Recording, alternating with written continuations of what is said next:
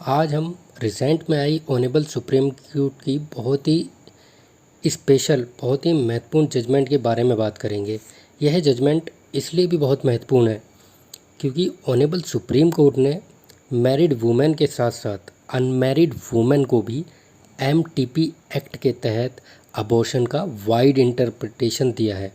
और साथ के साथ वुमेन एम्पावरमेंट पर बहुत कुछ कहा है। दोस्तों, इस जजमेंट का, इस केस का नाम है एक्स वर्सेस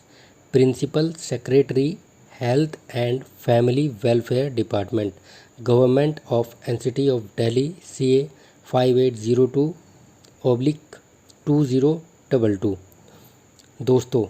इस केस में ऑनेबल सुप्रीम कोर्ट ने महिलाओं के फेवर में एक बहुत ही अच्छा जजमेंट देते हुए कहा है कि चाहे कोई मैरिड वुमेन हो या अनमैरिड वुमेन हो, चाहे कोई भी महिला हो, उसके पास medical termination of pregnancy act यानी कि MTP एक्ट के तहत सुरक्षित और वैध अबॉर्शन करवाने का अधिकार है। यह अधिकार अनमैरिड वुमेन को पहली बार दिया गया है इस जजमेंट के थ्रू। तो आइए इस जजमेंट के फैक्ट्स के बारे में बात करते हैं कि इस केस के फैक्ट्स क्या थे। इस केस में एक 25 वर्षीय लड़की थी जो कि किसी व्यक्ति के साथ रिलेशनशिप में थी, लव रिलेशनशिप में, और रिलेशनशिप के दौरान ही वह लड़की प्रेग्नेंट हो जाती है और लड़के ने शादी करने से प्रेगनेंसी के बाद मना कर दिया और वो लड़की 23 वीक्स एंड 5 डेज़ की प्रेग्नेंट वुमेन थी, अनमैरिड वुमेन। तो अपनी 23 वीक 5 दिन की प्रेगनेंसी का अबॉर्शन करवाने के लिए, परमिशन लेने के लिए अबॉर्शन की, वह दिल्ली हाई कोर्ट में केस डालती है। But honourable Delhi high court ने इसे कोई रिलीफ नहीं दिया और जब ऑनेबल दिल्ली हाई कोर्ट ने इस लड़की को कोई रिलीफ नहीं दिया, कोई रिलीफ ग्रांट नहीं किया, तो इसने गुहार लगाई ऑनेबल सुप्रीम कोर्ट में। ऑनेबल सुप्रीम कोर्ट ने अपने डिसीजन में कहा कि MTP एक्ट के तहत ऐसी वुमेन के पास, अनमैरिड वुमेन के पास इन परिस्थिति में सेफ़ एंड लीगल अबॉर्शन करवाने का अधिकार है, इसलिए इन्हें ऑनेबल सुप्रीम कोर्ट के द्वारा अबॉर्शन करवाने की परमिशन दे दी गई। आइए अब बात करते हैं अबॉर्शन से रिलेटेड कुछ रेलेवेंट लीगल प्रोविजंस की। तो पहले हम बात करेंगे सेक्शन 312 यानी कि section 312 of the Indian penal code की, जो कि डील करता है कॉजिंग मिसकैरेज से। मिसकैरेज मीन्स अबॉर्शन, अबॉर्शन से डील करता है सेक्शन 312 ऑफ द IPC। यानी कि अगर कोई अपनी मर्जी से वॉलंटरली किसी प्रेग्नेंट महिला का मिसकैरेज करवाता है या वह महिला खुद मिसकैरेज करती है वॉलंटरली और यह मिसकैरेज महिला की गुड फेथ में नहीं किया गया है और ना ही महिला की लाइफ को सेव करने के लिए किया गया है, तो तब वो पर्सन जिसने महिला का मिसकैरेज करवाया है उसको 3 साल तक का कारावास व फाइन हो सकता है या फिर दोनों से भी दंडित उसे किया जा सकता है। और यदि यह प्रेगनेंसी इस स्टेज पर है कि महिला को गर्भाशय में पल रहे बच्चे के होने का पूरा एहसास होता है, जैसे कि 3 इडियट मूवी में आमिर खान के ऑल इज़ वेल बोलने पर उस लेडी के बच्चे को किक मारने का एहसास हुआ करता था उस महिला को उस मूवी में। तो अगर महिला को पेट में बच्चे की मूवमेंट्स का पूरा एहसास होता है और प्रेगनेंसी के इस स्टेज पर महिला का अबॉर्शन जिसने भी वॉलंटरली अपनी स्वेच्छा से करवाया है और बिना महिला की लाइफ सेविंग पर्पस से और विदाउट गुड फेथ में करवाया है, तो ऐसे व्यक्ति को 7 साल तक का कारावास प्लस जुर्माने से दंडित किया जाएगा। याद रखने वाली बात यहाँ पर यह है दोस्तों कि सेक्शन 312 जो बात करता है अपराधी की, उस अपराधी में कोई आदमी यानी कि मेल भी इंक्लूड होता है और फीमेल भी, कोई महिला भी इंक्लूड होती है। जैसे कि यदि महिला का अबॉर्शन करवाने में किसी भी पर्सन ने उन्हें कोई सुविधा प्रदान की है या फिर कोई सामान उन्हें प्रोवाइड करवाया है, तो वो पर्सन भी under section 312 of the IPC and read with section 109 यानी कि 109 ऑफ द IPC के तहत दंडित किया जा सकता है, चाहे वह पर्सन कोई मेल हो या फीमेल हो, इससे कोई फ़र्क नहीं पड़ेगा। और यदि किसी व्यक्ति ने अबॉर्शन करवाने का अटेम्प्ट कमिट किया है बट अबॉर्शन नहीं करवा सका, तो वो व्यक्ति भी अटेम्प्ट करने के जुर्म में, मिसकैरेज अटेम्प्ट करने के जुर्म में under section 312 of the IPC read with section 511 of the IPC के तहत पनिश्ड होगा। मतलब कि सेक्शन 312 में कोई महिला अबॉर्शन सिर्फ अपनी लाइफ सेव करने के पर्पज़ से या अदर इम्पोर्टेंट मेडिकल ग्राउंड्स को ध्यान में रखकर ही करवा सकती है और with the permission of the doctors के परमिशन के बाद ही करवा सकती है। ऐसे ही विदाउट गुड फेथ और without danger of her life के वॉलंटरली किसी फोइटस को, पेट में पल रहे भ्रूण को अबॉर्शन या मिसकैरेज नहीं करवा सकती है। और सेक्शन 312 के अतिरिक्त एक एक्ट है जिसका नाम है medical termination of pregnancy act, यानी कि एमटीपी एक्ट 1971। एमटीपी एक्ट को सेक्शन 312 ऑफ द आईपीसी का एक्सेप्शन के रूप में भी जाना जाता है, क्योंकि एमटीपी एक्ट को इसलिए बनाया गया था ताकि इलीगल अबॉर्शंस को रोका जा सके, महिलाओं द्वारा अनसेफ तरीके से करवाए जा रहे अबॉर्शंस को रोका जा सके। एमटीपी एक्ट में अबॉर्शंस को लेकर कुछ रूल्स एंड रेगुलेशंस बताए गए, जैसे कि एमटीपी एक्ट अलाउ करता है ऐसी प्रेगनेंसी के अबॉर्शंस को जिसे मेडिकल प्रैक्टिशनर्स के द्वारा परमिशन दी गई हो अबॉर्शन करवाने की। इसकी 2 स्टेजेस होती हैं। फर्स्ट स्टेज है जब महिला की प्रेगनेंसी को सिर्फ 12 वीक्स का टाइम हुआ है या मेडिकल प्रैक्टिशनर यानी कि डॉक्टर द्वारा आपको उस महिला को अबॉर्शन करवाने की परमिशन मिल जाती है आपकी लाइफ सेविंग के पर्पज़ से, तो महिला अबॉर्शन करवा सकती है। और यदि महिला की प्रेगनेंसी को 12 वीक से 20 वीक्स तक का समय हो चुका है और प्रेग्नेंट महिला को इस प्रेगनेंसी से लाइफ का डेंजर है या मेंटली या फिज़िकली किसी प्रकार की परेशानी हो सकती है उस महिला को, तो ऐसी परिस्थिति में भी वो महिला को 2 डॉक्टर द्वारा अबॉर्शन करवाने की परमिशन लेनी होगी, उसके बाद ही वह महिला अबॉर्शन करवा सकती है। सेकंड स्टेज है कि यदि डॉक्टर्स का यह ओपिनियन है कि जो बच्चा पैदा होगा वो परमानेंट डिसेबिलिटी के साथ हैंडीकैप पैदा होगा या मेंटली इल पैदा होगा, तो ऐसी परिस्थिति में भी महिला डॉक्टर की परमिशन के बाद अबॉर्शन करवा सकती है। बट पार्लियामेंट द्वारा 2021 में एमटीपी एक्ट में अमेंडमेंट कर दिया गया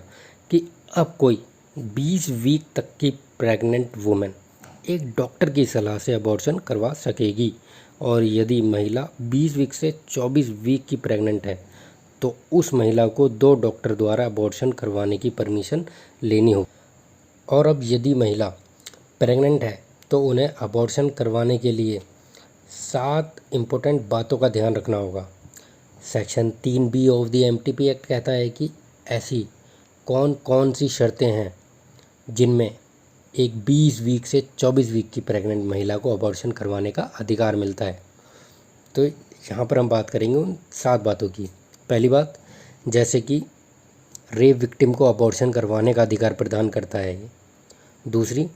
यदि कोई pregnant women minor age category में है, 18 वर्ष से कम उम्र की महिला है या फिर 24 वीक्स तक की प्रेग्नेंट है तो उसे अबॉर्शन करवाने का अधिकार ऐसी स्थिति में होगा। तीसरी बात है इसकी, प्रेगनेंसी के दौरान महिला के हस्बैंड की यदि डेथ हो जाए या महिला 24 वीक्स तक की उस टाइम पर प्रेग्नेंट लेडी है तो अबॉर्शन करवाने का उसके पास भी अधिकार होता है। और चौथी शर्त है इसकी, यदि महिला under the rights of persons with disabilities act 2016 की मेजर डिसेबिलिटी की क्राइटेरिया में फाल करती है, तो वुमेन फिज़िकली डिसेबल है तो भी वह अबॉर्शन करवा सकती है। और फिफ्थ कंडीशन है इसकी, यदि मेंटली बीमार महिला प्रेग्नेंट है तो उसे भी अबॉर्शन कराने का राइट है। और सिक्स शर्त है इसकी, यदि डॉक्टर का मानना है कि बच्चा हैंडीकैप पैदा होगा या मेंटली फिज़िकली डिसेबल्ड पैदा होगा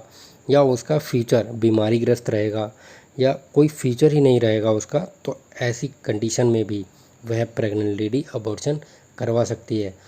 सेवन्थ और लास्ट शर्त है इसकी, यदि कोई इबोला वायरस, कोरोना वायरस या जीका वायरस जैसा खतरनाक वायरस फैल चुका हो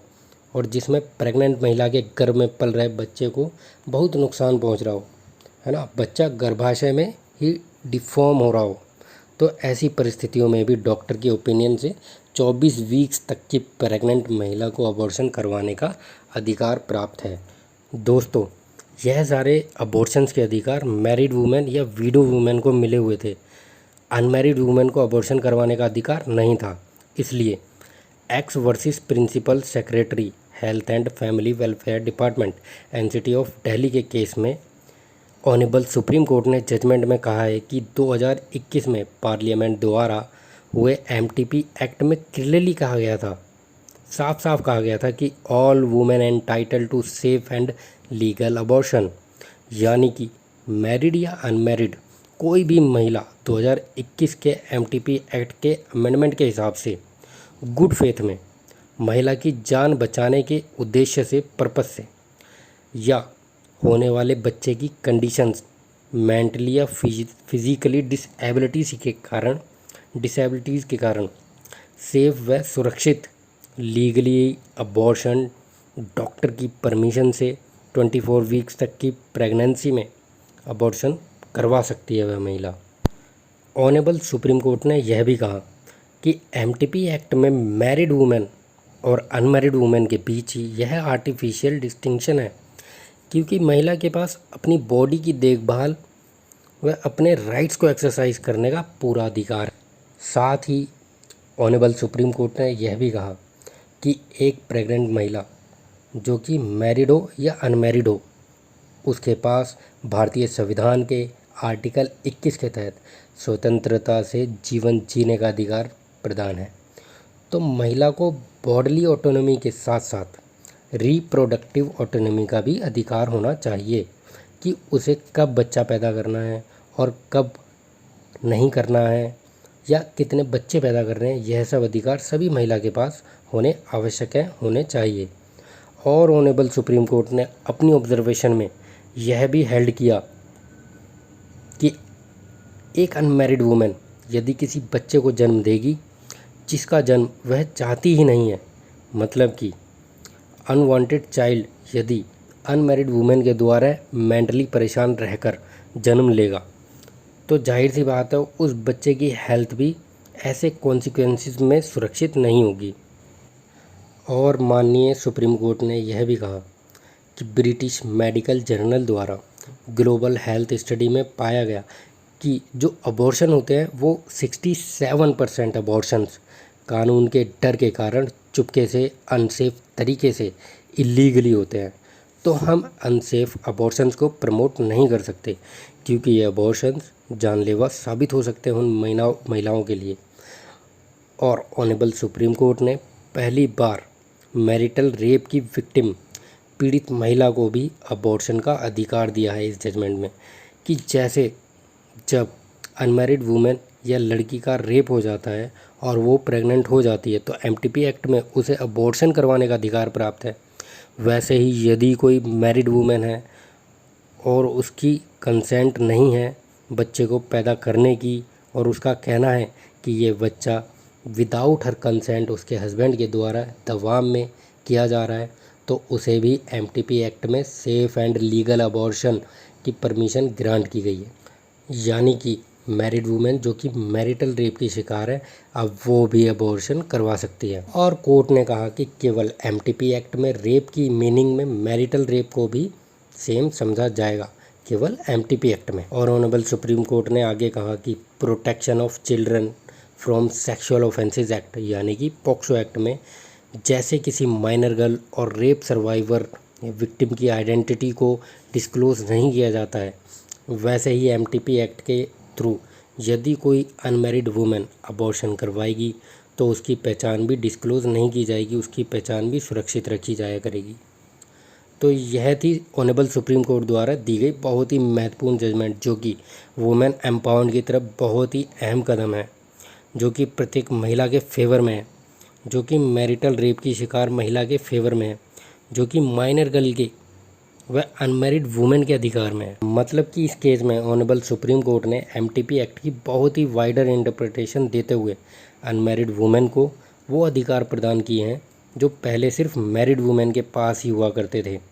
बट अब अनमैरिड वुमेन के पास भी ये अधिकार आ गए हैं।